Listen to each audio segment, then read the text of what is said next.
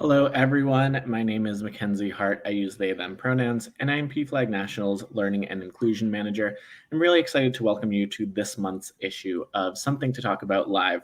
And with that, I'm going to add Jamie Hinkle right in to get us started. Hey, Yeah, Jamie. how you doing? Doing well. I'm doing well. How about you? Good. I am ready for the holidays, ready for a break, and to rest and relax and stay home. Absolutely. Absolutely. Well, Jamie, I'm going to hand it over to you to get the show started. And thanks again, everyone, for joining. Yeah, I will see you in a little bit. Hello everyone. My name is Jamie Hinkle. My pronouns are she and her, and I am the interim director of learning and inclusion at PFLAG National. Just like every week, we are gathered for something to talk about live to discuss a pretty timely news article. And this month, we will be talking about the article, Why Do They Give? Donors Speak About What Moves Them and How They Planned End of Year Donations. It appeared on AP News and was written by Talia Beatty. And we're going to have a conversation with PFLAG's Director of Development, Maggie, who I'm going to invite to join us now.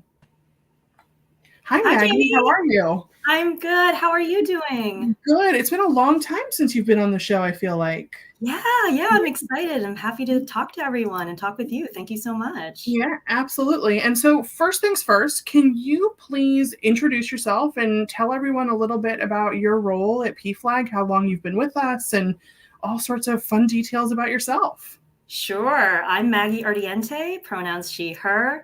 I'm the Director of Development at PFLAG National. I've been with PFLAG for 5 years now.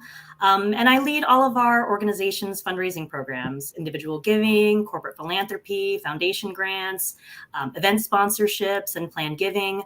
I love to say that my job is helping people give to the causes they care most about, and to thank those people for helping to make the world a better place. So very proud to have had a nearly 20-year career all in nonprofit fundraising since college.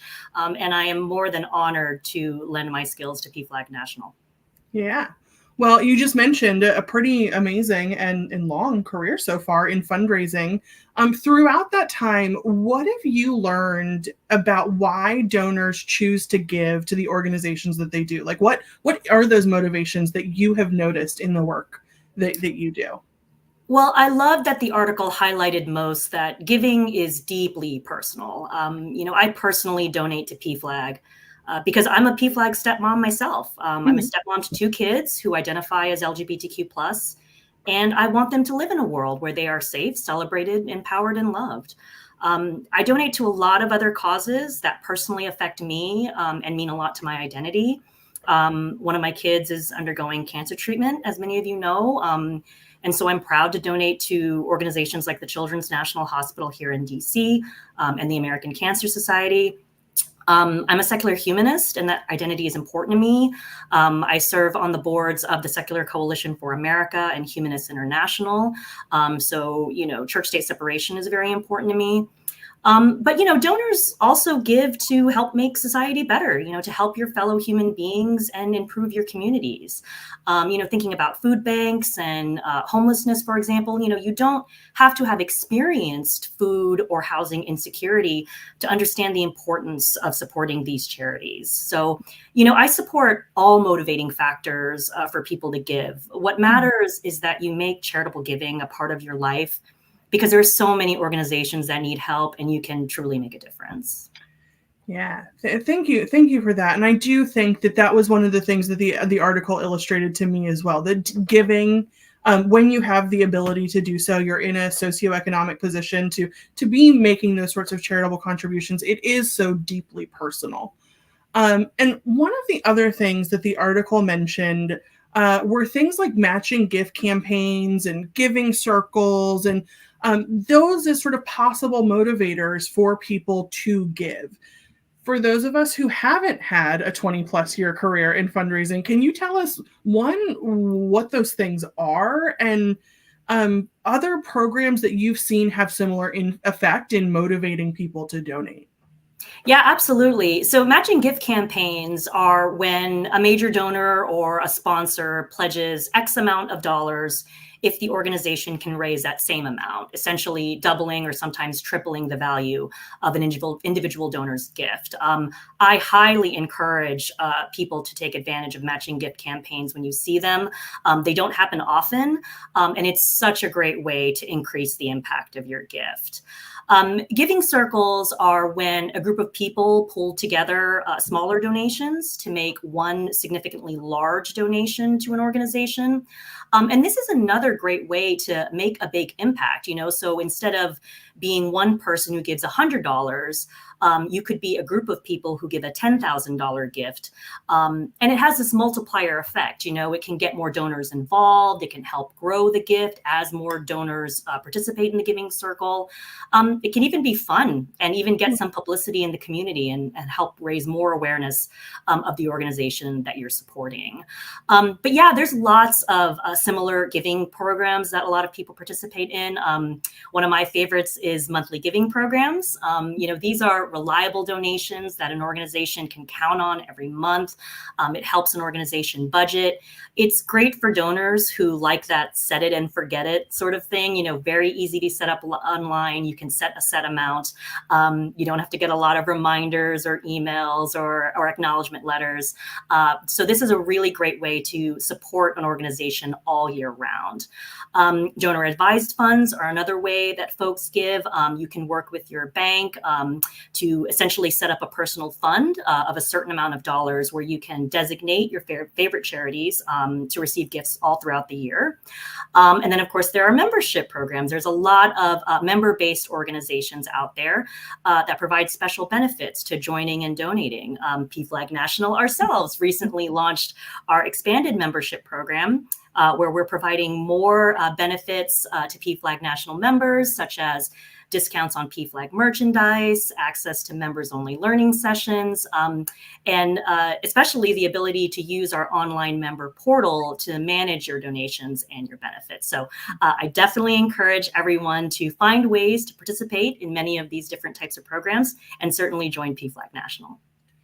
Yeah, well, and Maggie, one thing that comes up in the work that I do through our Straight for Equality program and working with many of PFLAG's philanthropic partners and our training partners and those sorts of entities are also like employee giving programs. Can you tell us anything about that?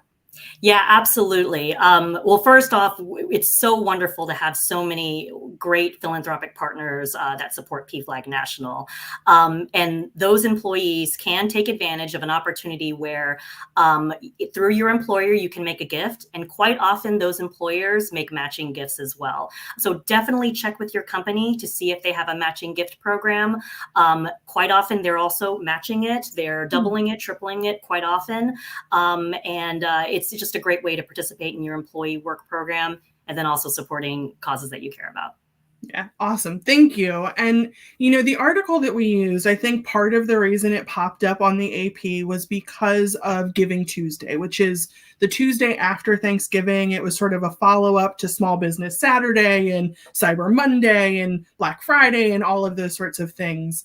We also, in the LGBTQ plus space, have events like Give Out Day that happen throughout the year. And does PFLAG National see an uptick in gifts around those sorts of events, things like Give Out Day or Giving Tuesday, or even other sort of calendar moments throughout the year? Yeah, definitely. Giving Tuesday is such a big and important day, not just for PFLAG, for so many nonprofit organizations. Again, you think about, the money that you spend to buy gifts for your family on Black Friday and Cyber Monday and Small Business Saturday.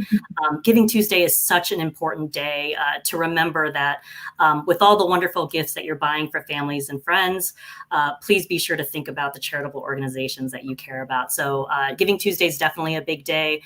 Give Out Day, which is traditionally the last day of the month, Pride Month, is the only dedicated day of giving for the LGBTQ plus community. And we often see a huge number of donations really coming throughout Pride Month, but certainly on Give Out Day. We're so grateful to people who hold Facebook fundraisers and personal fundraisers. And many of our corporate partners, philanthropic partners, are doing employee giving campaigns, particularly for Pride Month. We appreciate it so much. But yeah, end of year is definitely a very busy time for the development team. We're working extra hard through December 31st to raise money, to thank our supporters, and certainly help jumpstart the new year. Yeah. And with the end of the year, how big of a motivator do you think those tax deductible gifts are for that influx? Yeah, absolutely a big one. We have donations coming in 11 p.m. on December 31st quite often. Certainly people are remembering that when you make a donation to a charity, it is tax deductible. So we encourage, again, any and all reasons for people to give, but there are tax benefits to doing so too. So it's a very busy time, and we're so appreciative.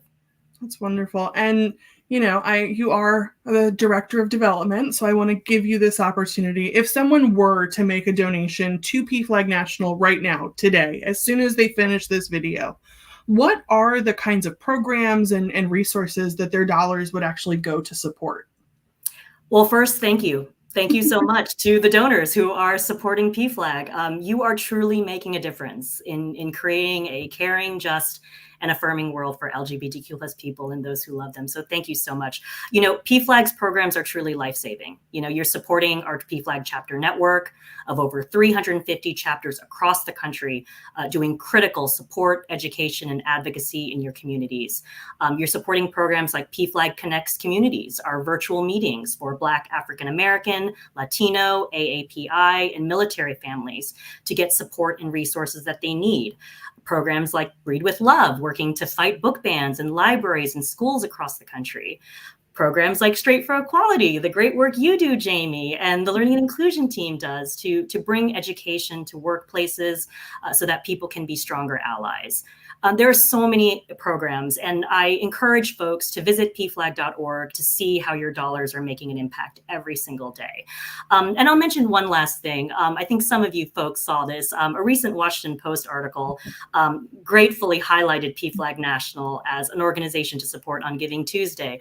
And the article was quoted as saying, PFLAG saves lives, and with that, or PFLAG saves families, and with that saves lives. And so with your donation to PFLAG, you are saving lives. So thank you to all of our PFLAG supporters and donors who make our work possible for LGBTQ plus people and those who love them.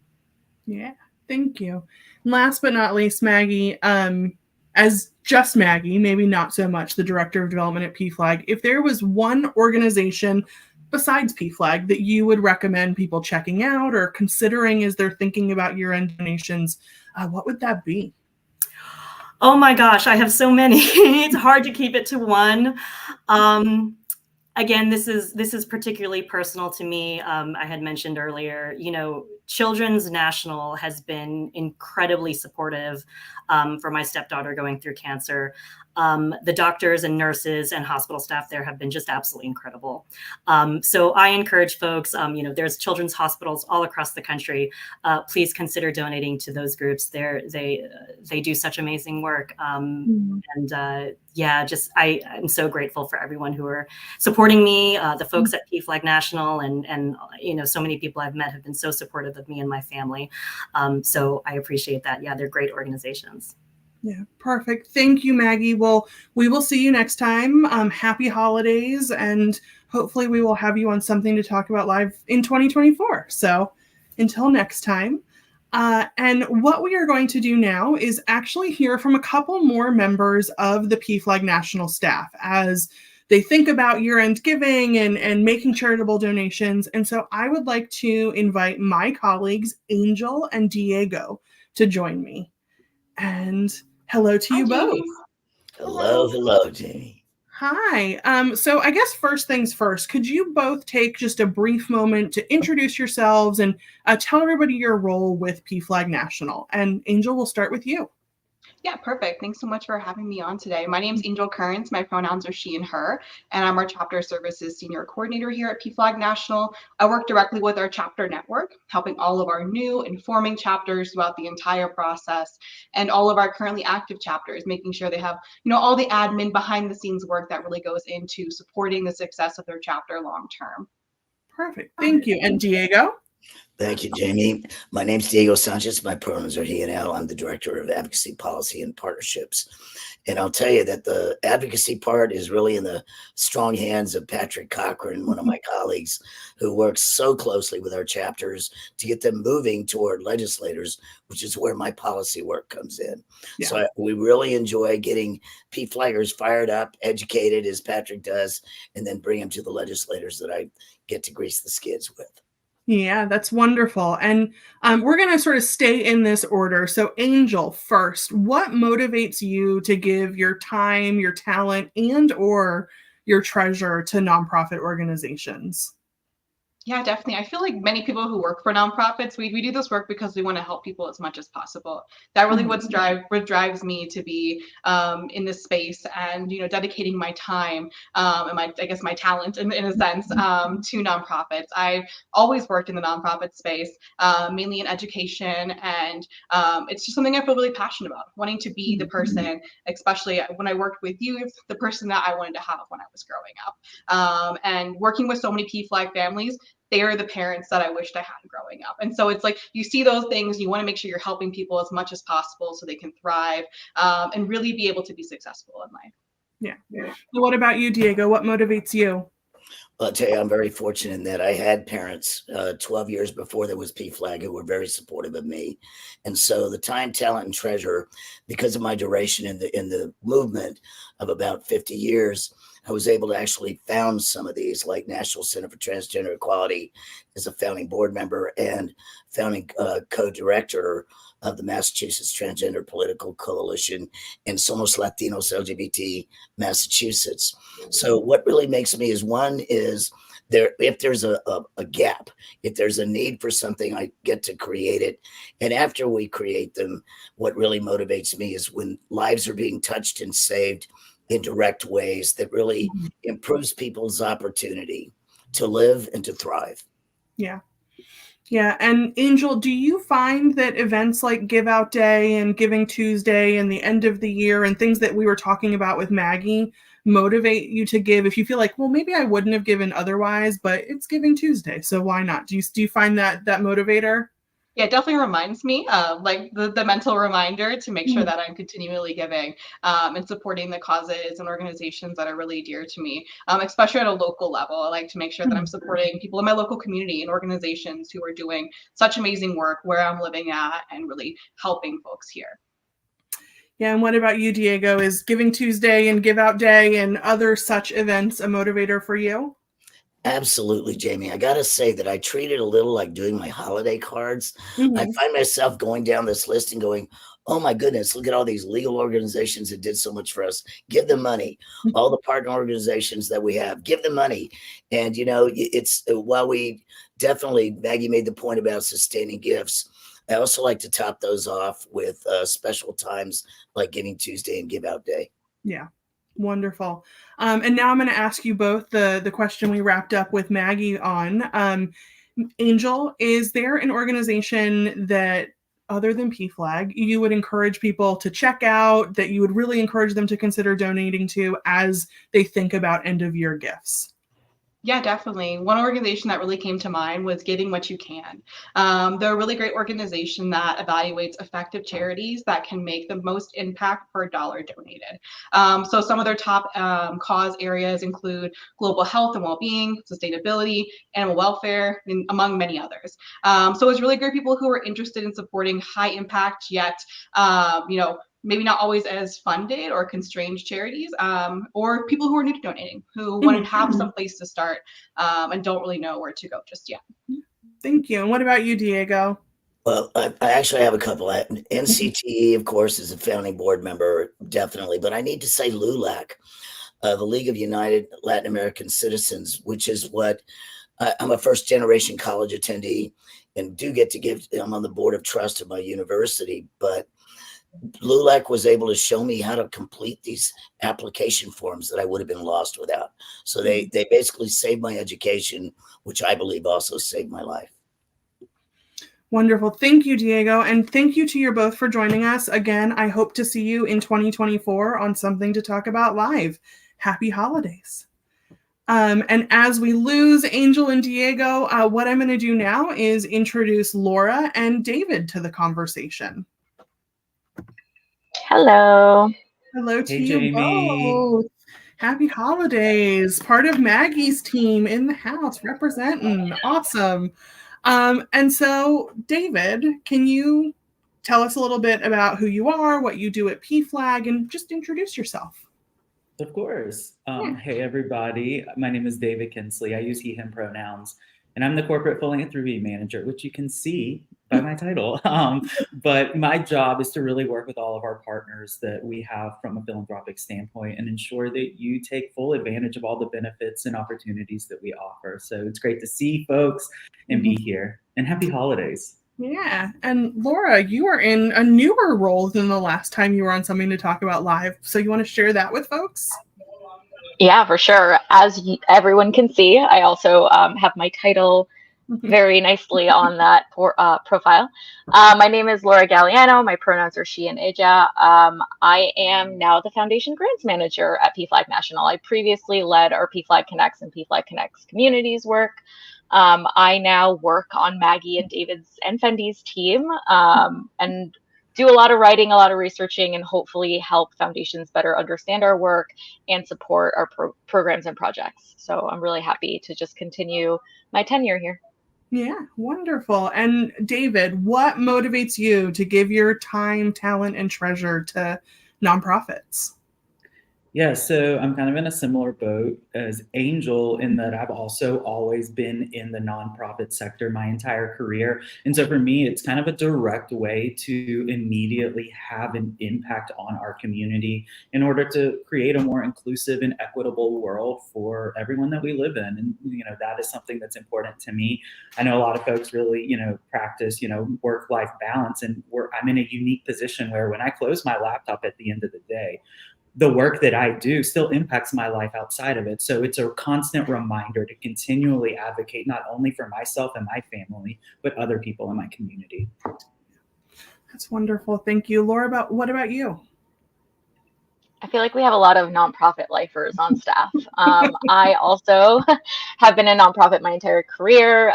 For me, it's mission driven. If my morals and values align with the mission of an organization, I'm going to go full force. So whether that's giving my time, my resources, my blood, sweat, and tears, whatever it is, I'm going to go full in. So I feel that way about PFLAG. I have a beautiful family. I am newly married, and I know that PFLAG is advocating for families like mine. So that's why I choose to lend my time.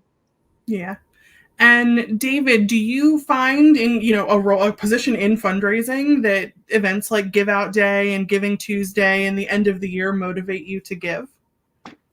Oh, 100%. I think especially right now as we just came off of Giving Tuesday, we're looking at end of the year. It's giving season. Everyone is feeling very festive and stuff. And so that obviously feeds into the understanding that by giving, we are having a collective impact. It's not just me that's being a part of this. It's myself and hundreds of thousands of other individuals who also share that interest and support. Mm-hmm. And Laura, are you motivated by things like Give Out Day and Giving Tuesday and those very valuable tax deductions? Absolutely. I love that you keep bringing up the tax deductions because it's important. It's important to consider sort of as you're putting your finances together at the end of the year. I think David's point about sort of being in this collective and giving with other people is a really big factor into why I choose to give at the end of the year, why others choose to give at the end of the year. I definitely fall into the bucket of monthly giving. I'm someone that sort of keeps up with the giving throughout the year. But, there are moments, especially as you're doing your holiday shopping, you're doing that end of year shopping where it's nice to take a break from that consumerism and say, okay, I'm going to put money towards something that is going to make change and going to make effective change for people and do good and not just spend money on another pair of sneakers, so yeah. Thank you. I really appreciate that. I'm in the monthly giving bucket too. So You'll hear more from me about that in just a moment. But before then, I would love to, David, if there was one organization that you would encourage people to check out, to consider for their year-end gifts, that's not PFLAG, of course, what would it be? So really quick, I have two actually, but the first one is the Last Prisoner Project. It is an organization specifically working for criminal justice reform and providing legal action specifically for folks who are unjustly or wrongfully imprisoned as it relates to offenses that are now legal. So that's the first one. And then the second one is called Shop Queer Co. It is an independent bookstore that specifically splits its profits with LGBTQ plus authors. And as a matter of fact, shameless plug here, they work really closely with PFLAG, specifically with our Read with Love book club, to where they are able to support PFLAG with 20% of profits. So by supporting Shop Queer Co. and the Read with Love book club, you're literally supporting two amazing organizations. Born fundraiser, if I ever saw one. Laura, what about you? Are there any organizations that you want to highlight or call out for people to consider this year? Yeah, for sure. I love that David went that route. With David's first choice, I feel like it goes very hand in hand with the organization of my choice, which is the Bail Project. I am a consistent monthly donor of the Bail Project. They offer bail assistance to folks that are in pretrial detention. It really makes the difference between someone being able to keep custody of their kids, keep their job. I am a really huge advocate of getting people out of jail in order to fight their sentence, in order to fight those wrongful convictions. So I really do support the organization, and I hope folks will check it out. Yeah, and I am just honored that you both were a part of today's conversation. I hope to see you on Something to Talk About Live in 2024, and happy holidays to you both. Thank you, James. All right. And last but not least, I'm going to invite my colleague, Mackenzie, who is on the team at Learning and Inclusion, ask you the same questions. And my guess is you might ask me too. So, Mackenzie, what motivates you? What motivates you to give your time, talent, and treasure to nonprofits? So, like many other people, I have been in the nonprofit sphere my entire professional life, starting with internships in high school and college. But I think that it's because my father has also been a part of nonprofit life since before I was born, having worked at different nonprofits, now running his own local nonprofit in my hometown. So it's something that's a real key part of how I was raised and a part of my DNA, honestly. Yeah. And do you find that events like Give Out Day and Giving Tuesday, the end of the year, they motivate you to give financially to organizations?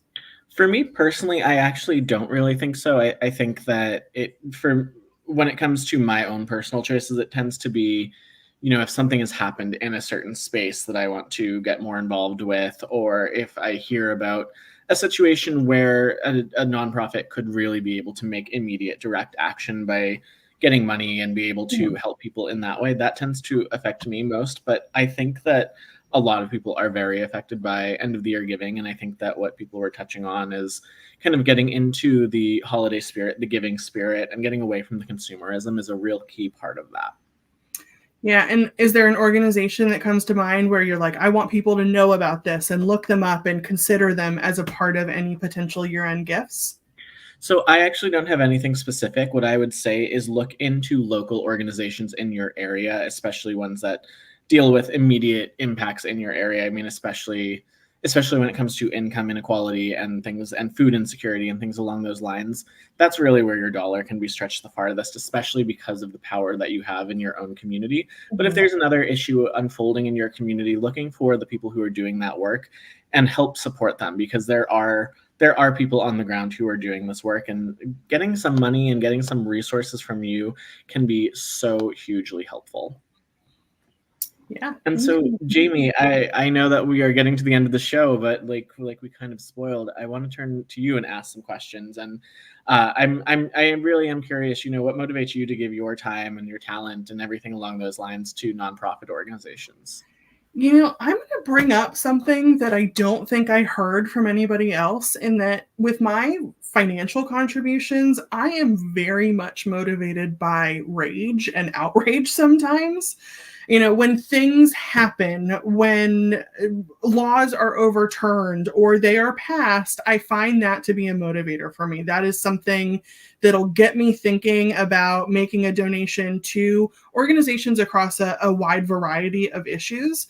But I have been at PFLAG for my entire career. I also did internships with nonprofits while I was an undergrad. So it is a part of my DNA, but as somebody who is pushing 40, I feel like rage motivates me to give more than I expected it to as a young person. Thanks, Jamie. So I know that we want to be mindful of time, but is there one organization that you would like to let everyone know about to look into and potentially consider for end of year giving?